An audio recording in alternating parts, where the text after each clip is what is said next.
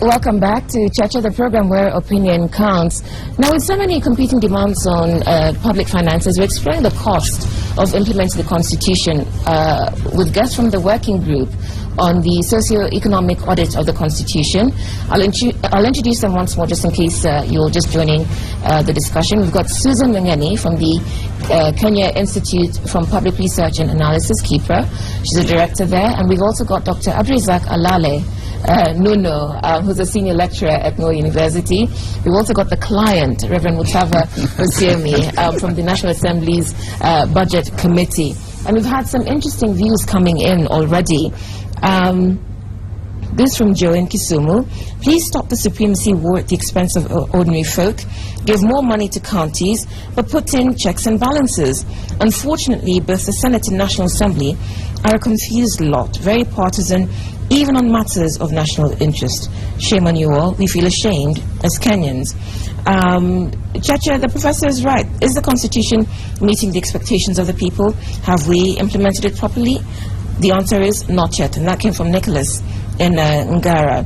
Aroko, there is no way leaders with ethnic dominion agenda will implement the Constitution to the benefit of Kenyans while bowing to the whims of the executive. So it almost seems as if the mandate that you gave the report was even wrong, that we should have included politics, the ethnicity of it, and the cost that this is having on not just the economy, but on Kenyans as a whole. That's why we said socio-economic. Social takes care of politics and society, and ethnicity. Culture, and ethnicity and all that.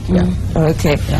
So coming back then to your findings, let's move. We've dealt with the Senate. That would work. Before you move to the next set, I would like to hear whether, in hindsight, which was what I was asking for you to the break, Mutava Musimi feels the Senate, what he thinks about that Senate response and refusal to honor the invitation to, by the team. Isn't it a perpetuation of the same tussles of supremacy and the perception, which has happened, like, for example, with the case with the Revenue Division Bill that is already hanging in the air, that as National Assembly is seen to be fighting for the executive, and the Senate is fighting for the counties? How did this arise? I happen to be chairing the mediation. We're not fighting for the executive. I think executive means national executive. National government, so to speak. We're dealing with the budget of the entire republic. So why this had, feelings? With respect to mediation, let me just, because you've gone there, the number we have was negotiated by what is called Intergovernmental Budget and Economic Summit. That is legislated, Section 187 of PFM Act. And that summit is chaired by the Deputy President. It has governors sitting in it. Those that are in charge of the ministries of finance in the various counties are represented. National government, county government are represented. The people who manage our resources, they negotiated. So this other intervention that you are seeing is post negotiations that were done as required by law. Okay. We were also involved as the budget committee. In fact, we wanted to give the county government a bit less money. And it took no less than the intervention of the president to remind us these figures were negotiated by IBEC, as it is called. Okay. So we are not there to fight for national government. When you sit in the National Assembly, you sit in the National Assembly in Parliament to take a position for the Kenyan people, for all the institutions. Yes. Should they have been involved? Should Senate have been involved in the setting up of the task force? But National Assembly is not involved either. We are not part of IBEC. National Assembly is not part of IBEC. I'm not talking about the division of revenue. In the setting up of the task force to audit the Constitution, which is being rejected because the Senate was not involved. What was the instrument that created it? The instrument is right here. Because I was there, it is right here. You just. Why should it matter, though, David? I mean, because the argument by the Senate is that matters that touch on their counties, whether it's going to be a reduction or proposal that has anything to do with the inquiry into their functioning, should have the input. That's, I think, what they're clinging on to. So I'm looking at what was the genesis of this committee. The genesis of this committee is right here. Yes, you moved a motion just to get... To my committee. To your We committee. were getting very concerned, as I said earlier, Yes. about the misappropriation of funds. I see. And given my background in program work, Yes. where I was, Yeah. I thought, let us do something, Yeah. something refreshing, something professional. Let us do a socio-economic So there's no audit. legal framework that will require the input of the Senate as Senate. We are the National Assembly. We were working within our mandate. You know, if every time before you do something you're going to look over our shoulder, you would never lead. So we worked within the mandate of the committee. David, this argument that you're putting forward, is this not the same argument we had during the Westgate issue, that if there was some legal guideline mandating GSU to work with the army and to work with this, that, the other, it might have gone differently? Where does maturity? I can't tell where David is going, by the way, because we have a I'm trying job. to find merit in the rejection of the good work that There doesn't this team seem is to be doing. any No, merit. can I- There doesn't seem to be any We're not merit, speaking for the David. Senate. Can I I'm not help you? speaking for the I'm Senate. trying to cling on to... I'm very the suspicious because you rules once of wanted to be oppression. senator. Can I Rules of engagement. Can I help you, David? In legislation. We did- But this wasn't legislation. We did it isn't legislation, Yes, that's what but I'm we saying. have an oversight role Yes. as Parliament. We are given that role by the Constitution. So this is oversighting, correct? So when we took this proposal to the National Assembly and it was adopted, Yeah. I don't like to talk about people in their absence, but I can tell you I personally went to see key people in the Senate and to plead with them personally. Yes. Please be part of this process. It is for the country. I don't like to name names Yes. because they are not here. Yes. Please be part of this process. It is in the public interest. And be part of it. I shall say no more. In the Okay, income. let's That's the close whole this point. Okay. because we have quite a bit to go through, right. and we've worked out that the Senate are not behaving very well in this instance. But we hope that you will reach out to them again, and we hope that having maybe watched this discussion or have had other interventions, that they will see the sense in responding to your request. Coming to devolved governance, because Reverend Nissim, you've just been talking about chairing the mediation committee. You make some recommendations on fiscal responsibility, accountability, and transparency. Take us through what you're recommending. Okay. The offices of the Controller of Budget and Auditor General mandated to highlight performance challenges, if any, in counties. Effective reach by those offices is required. The officers should be provided with the resources to prepare timely, actionable reports and share with stakeholders.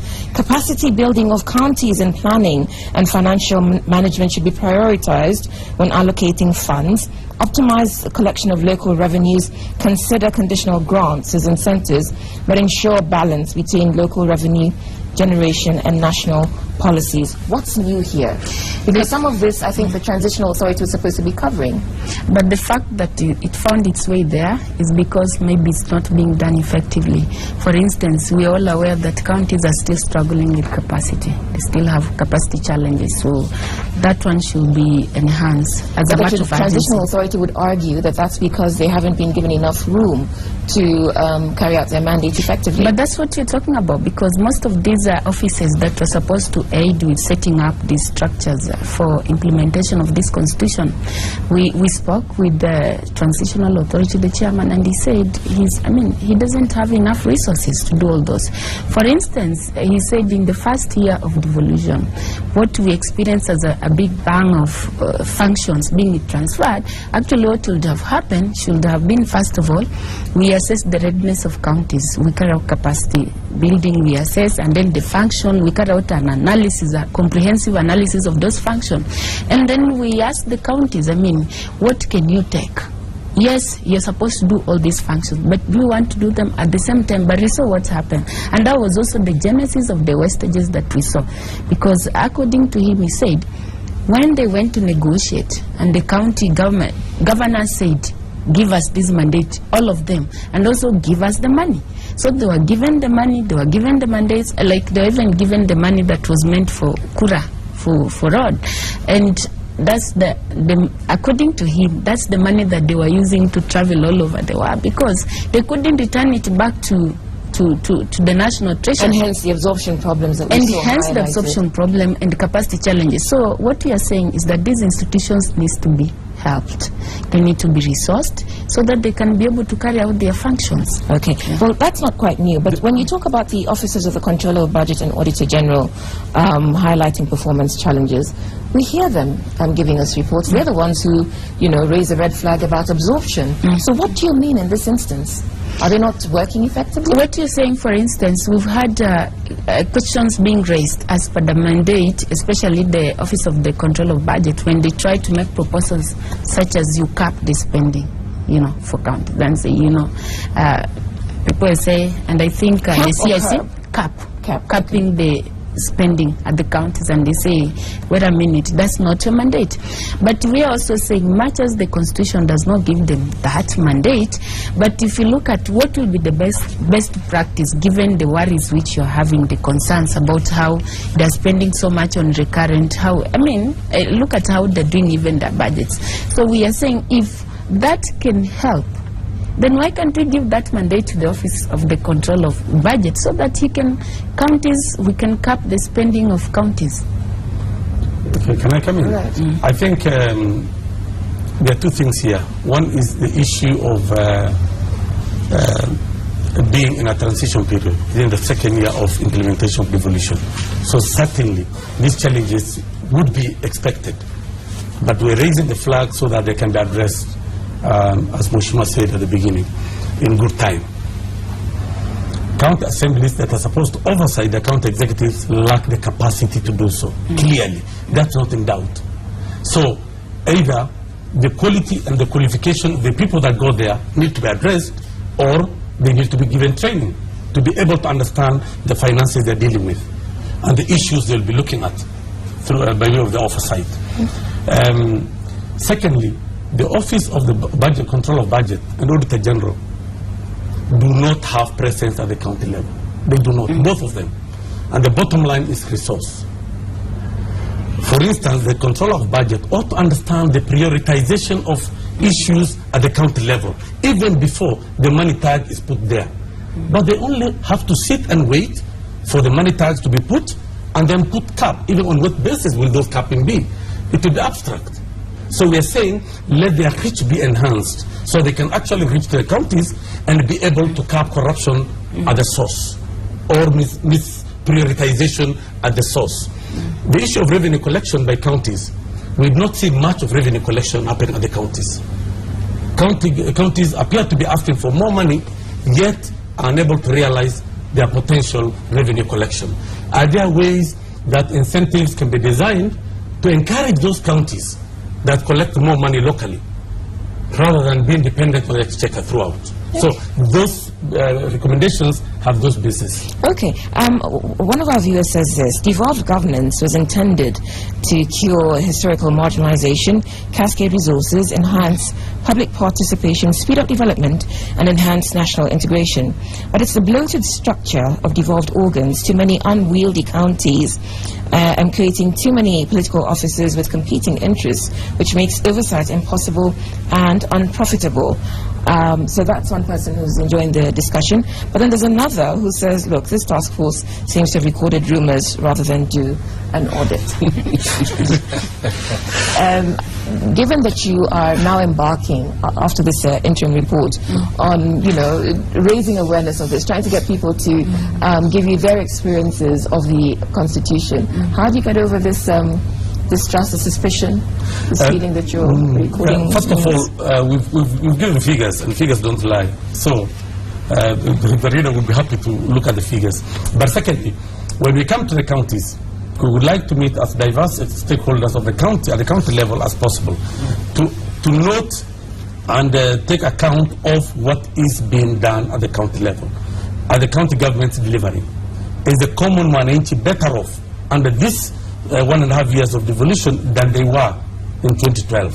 So those are the issues we'll be asking, and as many of those with opinion and with issues that they think are tangible and that are factual, we would welcome them. Okay, so one other thing that you say is to review and revise Schedule 4 of the Constitution based on experience and confirm what should be assigned to each level of government.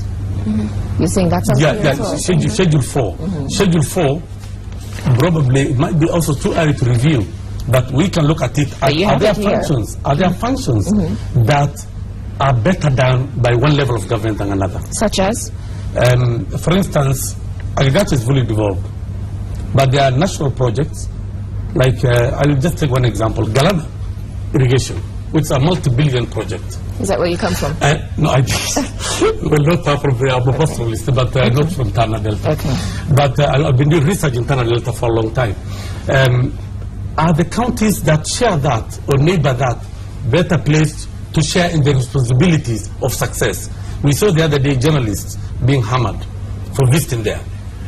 Well, would that have happened if these counties were partly in the process, with the national government providing the logistics and the other support required, but this being the custodians of that project because it touches on their territorial boundaries? So these are some of the things that we felt either the national government would delegate partly or fully, especially if it's smaller projects like a windmill or a solar plant that will be generated and fed to a national grid. The county in which it's based might be better to monitor and manage it on behalf of the national government sending its personnel to look after it, you know? Okay. So these are the kind of things we had in mind. Can I say something about that? We've had debates about security in this country. And especially when you have insecurity all over the country, especially in the northeastern. And you've had governors or local leaders saying, please, we need to play a role in the security. So those are some, in view of the experience which you're having, those are some of the discussions that we need. And we're not saying just devolve the whole part of security. But also remember, again, we go back to the suspicion. There are suspicion between the two levels of government. And the suspicion is arising from that those people who understand this constitution and they're just resistant to it, but that those ones who don't even understand. But before even we get there, the competition between the two levels of government is stemming from lack of conceptual clarity even on the devolution which we have. The national government on its part tend to think as if it's unitary, or the allegation that this is a unitary, so we are supposed to supervise. The counties on the side thinks we are a federal. But you know what we have is a kind of a cooperative government. We are one government. So in view of functions, what you are saying, because of these experiences which you have, there's no point in having the national government structure up to the grassroots level. At the same time, you have the county government structure there. When in certain areas, especially, let's say security, you can be able to say, okay, why can't we share? Why can't we have, for instance, the AP? You know, they can discuss this. So we are saying, in view of experience, you've had also doctors on the side saying, okay, remove us from the counties. But we are not saying remove them. We are saying there is need to open that discussion and assess ourselves truly, emotions aside, that truly, do we have the capacity? Is there a function that we can live, even as a county can live, and the constitution provides for that. But certain function, if you are not ready, you can just say the government, national government can handle it. But okay, David, do you think this sounds utopian? No, it's no, I think it's real. My question is, did you find that, of course, fiscal management is the biggest challenge to devolution. Can that function be handled by the national government without prejudice to devolution?